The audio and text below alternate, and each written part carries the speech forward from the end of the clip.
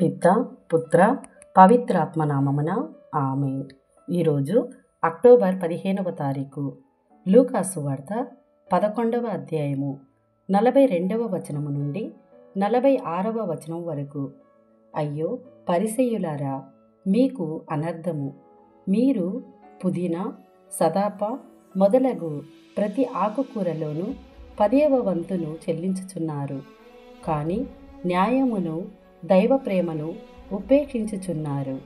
వానిని చెల్లింపవలసినదే, కానీ వీనిని నిర్లక్ష్యము చేయరాదు. అయ్యో పరిసయ్యులారా, మీకు అనర్థము! మీరు ప్రార్థనా మందిరములందు ప్రధాన ఆసనములను, అంగడి వీధుల యందు వందనములను అందుకొనుటకు కాంక్షింతురు.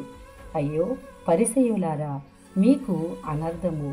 ఏలయన మీరు కనపడని సమాధుల వలె ఉన్నారు. అవి సమాధులు అని తెలియకయే మనుష్యులు వానిపై నడుచుచున్నారు. అప్పుడు ధర్మశాస్త్ర బోధకుడు ఒకడు, బోధకుడా, ఇట్టి మాటలతో నీవు మమ్ములను కూడా నిందించుచున్నావు అనెను. అందుకు యేసు, అయ్యో ధర్మశాస్త్ర బోధకులారా, మీకు అనర్థము! మీరు మోయసాధ్యము కాని భారములను ప్రజల భుజములపై మోపుదురే కాని, ఆ భారములను మోయుటకై వారికి సహాయపడుటకు మీ చిటికెన వ్రేలు అయినను కదపరు. ఇది ప్రభుని వాక్కు. సర్వేశ్వరునికి వందనములు.